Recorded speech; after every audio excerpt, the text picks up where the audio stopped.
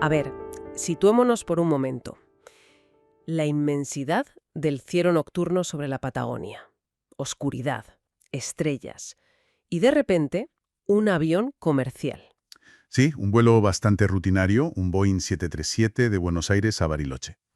Pero esa noche, en agosto de 1978, algo extraordinario ocurre. El comandante, Jorge Néstor Polanco, y su tripulación, se topan con algo que desafía toda lógica. Exacto. Y hoy vamos a hablar de eso, ¿no? Uno de los casos OVNI más importantes de Argentina y diría que del mundo. Eso es. Para este análisis nos basamos en un relato muy, muy detallado del incidente y de lo que vino después. La fuente original era un canal llamado Faro del Enigma. Ujú. Nuestro objetivo es, desgranar la historia, ver qué credibilidad tiene y por qué sigue resonando tanto hoy en día, sobre todo ahora que se vuelve a hablar tanto de estos temas. Perfecto. Pues pongamos el contexto exacto. Estamos en la noche del 23 de agosto de 1978. Es el vuelo 261 de Aerolíneas Argentinas. Ajá. A bordo de ese Boeing 737, pues iban 102 pasajeros y 6 tripulantes. Y al mando, como decías, Jorge Néstor Polanco. Un piloto veterano, con una reputación impecable, muchísimas horas de vuelo.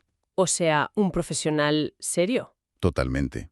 Y todo iba normal, hasta que llegaron a la altitud de crucero. Vale, entremos ahí. El momento clave. El avión está a unos 12.000 metros, ¿no? Sobrevolando esa zona tan solitaria entre Viedma y San Antonio Oeste, Patagonia pura. Eso es. Y es entonces cuando Polanco y su copiloto, Walter Nisetich, ven algo raro, una luz. Correcto. Y enseguida se dan cuenta de que no es una luz normal. No es otro avión, no parece nada atmosférico conocido. ¿Cómo era? ¿Qué vieron al principio? Pues la describen como una luz que pulsaba, de un color naranja rojizo, muy intenso. Y lo que les llama la atención es que parece que va a la par que ellos, manteniendo rumbo y velocidad. Claro, eso ya es extraño. Y como manda el protocolo, Polanco contacta enseguida con Control Aéreo, con Comodoro Rivadavia, para chequear. La pregunta clave. ¿Hay algo más volando por aquí? Exacto. Y la respuesta desde tierra es tajante. Negativo, comandante. El espacio aéreo está despejado en su zona. Uf, pero la luz seguía ahí. Seguía ahí. Y aquí es donde la cosa, escala. Pasa de ser una simple luz rara a algo mucho más increíble. ¿Por qué? ¿Qué hizo la luz? Pues porque esa luz, que al principio calcularon que estaba a unos 10 kilómetros, empieza a acercarse. Y lo hace a una velocidad que describen como, vertiginosa. Se acercó mucho. Sí, pero lo más impactante no es solo la velocidad. Son las maniobras que empieza a hacer. Movimientos que, según los testigos, eran, imposibles para cualquier avión conocido. Ni en el 78 ni ahora. ¿Imposibles? ¿A qué te refieres exactamente? ¿Qué tipo de maniobras? A veces cuesta imaginárselo. Pues hablamos de aceleraciones, casi instantáneas, desaceleraciones brutales, sin inercia, cambios de dirección en ángulo recto, o muy cerrados, a velocidades altísimas. Vaya. Imagina algo que pasa de estar casi parado a ir a una velocidad supersónica en un segundo. O que se frena en seco. O gira 90 grados sin variar la altitud ni la velocidad. Desafía todo lo que sabemos de física, de propulsión. Entendido. Eso ya no es una simple luz, claro. ¿Y pudieron ver una forma más clara cuando se acercó? Sí, a medida que se reducía la distancia, Polanco y Nisetich ya no veían solo una luz. Empezaron a ver un objeto, con estructura. ¿Y cómo era? Lo describieron como, la forma clásica, ¿no? Elíptica, tipo platillo volante, pero gigantesco. Calcularon unos 150 metros de diámetro. 150 metros. Para hacernos una idea, un Boeing 737 de la época mediría 30 metros. Exacto. Unos 30 metros de largo.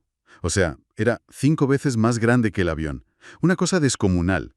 Y además vieron luces alrededor, en el borde, y como una cúpula o algo así en el centro, más elevada. Es una escala, difícil de imaginar. Y entiendo que no fue algo rápido, ¿no? No fue un visto y no visto. ¡Para nada! Y eso es otro punto clave. No fueron segundos. Este objeto voló al lado del avión de aerolíneas durante Unos 18 minutos. 18 minutos. 18 minutos seguidos, volando en paralelo. Observación directa por pilotos profesionales. La fuente dice que en la cabina había asombro, incredulidad. Lógico, ¿no? Claro. Pero también destaca que Polanco mantuvo la calma, el control del avión en todo momento. Observando, analizando. Me imagino la tensión, la responsabilidad del vuelo y, a la vez, la certeza de estar viendo algo, pues eso, de otro mundo. Porque esa fue la conclusión, ¿verdad? Sí, según contaron después, tanto Polanco como Nicetic quedaron convencidos. Aquello no era tecnología humana, ni conocida ni secreta. Era otra cosa. Por sus capacidades de vuelo era algo ajeno. Y claro, aterrizan en Bariloche y... ¿qué pasa? No te guardas algo así. No, imposible.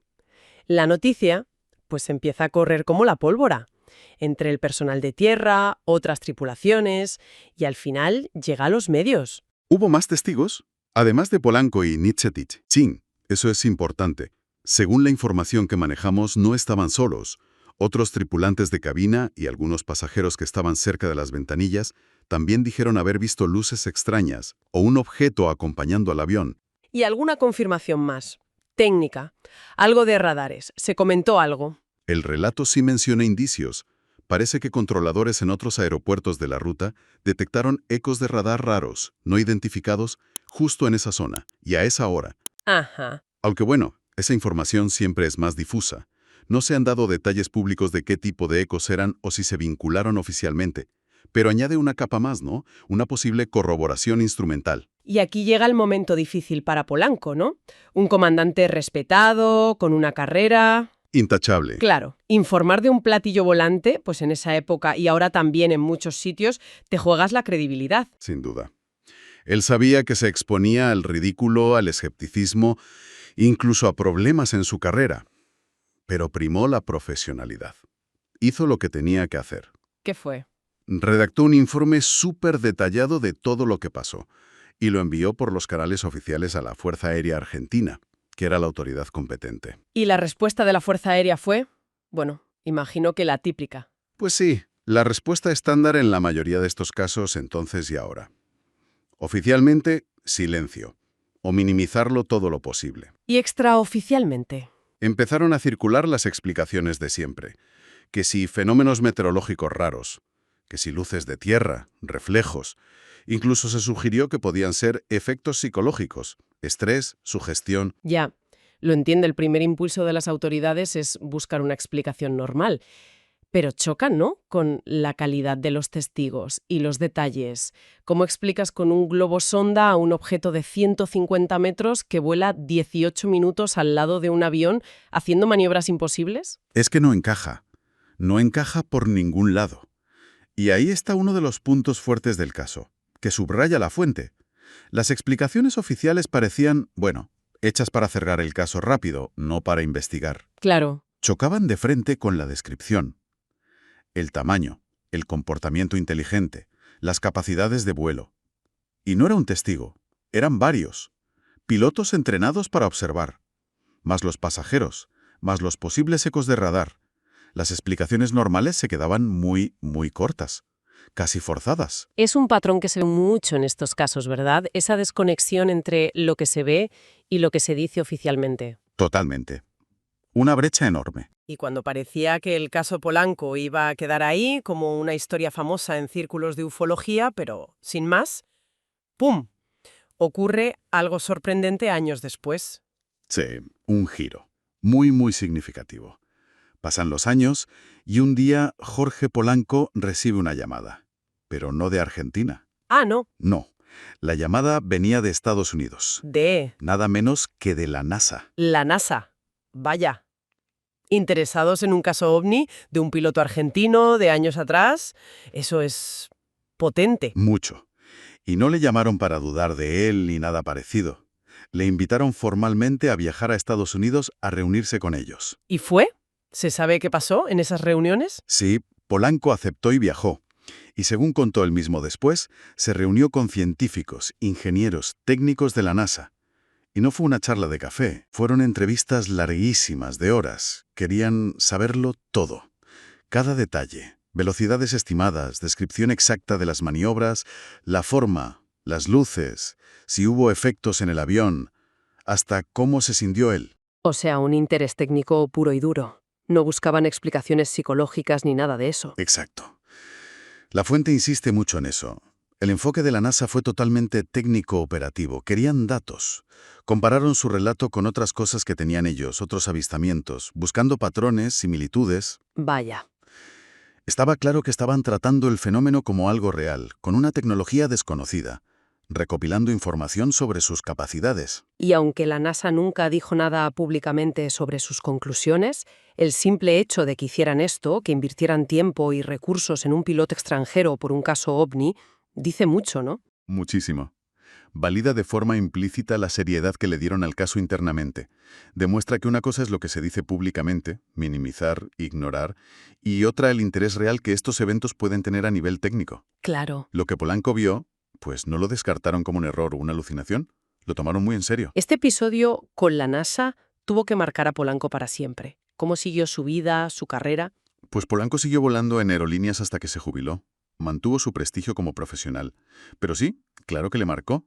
El incidente de 78 y luego lo de la NASA. Lo convirtieron en una figura clave de la ufología, ¿no? Se convirtió en una referencia, sí, quizás sin buscarlo. Pero lo importante es cómo lo manejó. ¿Cómo lo hizo? Siempre mantuvo una actitud muy Sobria. profesional, precisa al contar lo que vio. Nunca buscó el sensacionalismo ni la fama fácil. Su relato fue el mismo durante décadas, con la calma de un piloto describiendo un hecho, por muy raro que fuera. Y eso le dio mucha credibilidad, ¿verdad? Totalmente. Su credibilidad se basa en esa coherencia, en esa falta de adornos. Se convirtió en el ejemplo perfecto del testigo cualificado, fiable. Y su caso sirvió para contrarrestar esa idea de que los ovnis solo los ve gente, sugestionable o sin preparación. Exacto.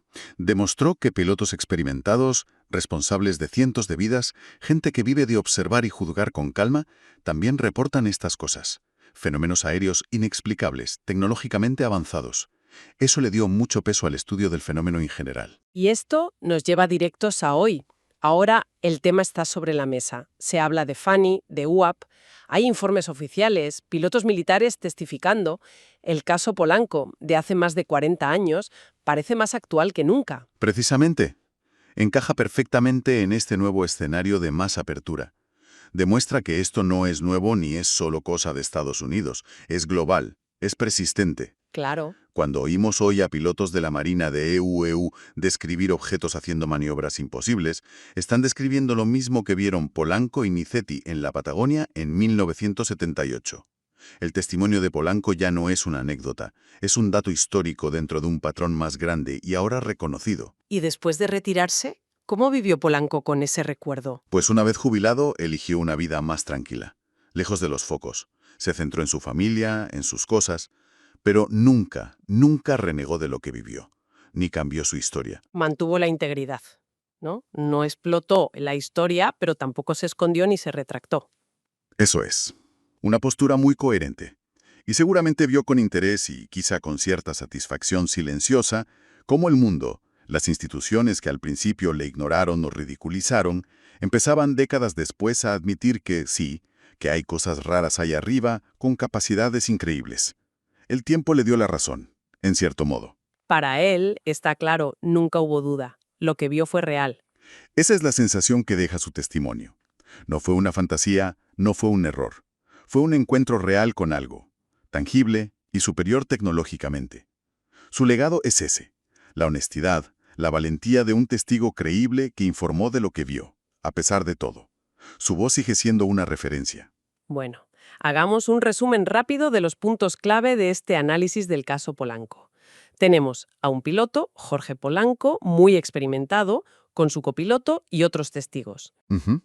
Tienen un encuentro cercano, visual, largo, 18 minutos, con un objeto volador no identificado, enorme, estructurado, sobre la Patagonia 1978. Y ese objeto hace maniobras imposibles, que desafían la física, visto por testigos cualificados, y con posibles ecos de radar confirmando algo anómalo. Después del informe oficial, la respuesta de las autoridades es minimizarlo. explicaciones que no convencen. Y eso contrasta totalmente con el interés técnico, profundo, que muestra años después la NASA, entrevistando a Polanco a fondo, validando su credibilidad de forma implícita. Y finalmente, el legado de Polanco, un testigo sobrio, coherente durante décadas, y su caso, hoy, más relevante que nunca con el reconocimiento oficial de los FANI o UAP. Exacto. El caso Polanco nos enseña la importancia de escuchar a los profesionales cualificados cuando se enfrentan a lo desconocido, a lo que no podemos explicar con nuestra ciencia actual. Y nos hace preguntarnos, ¿no?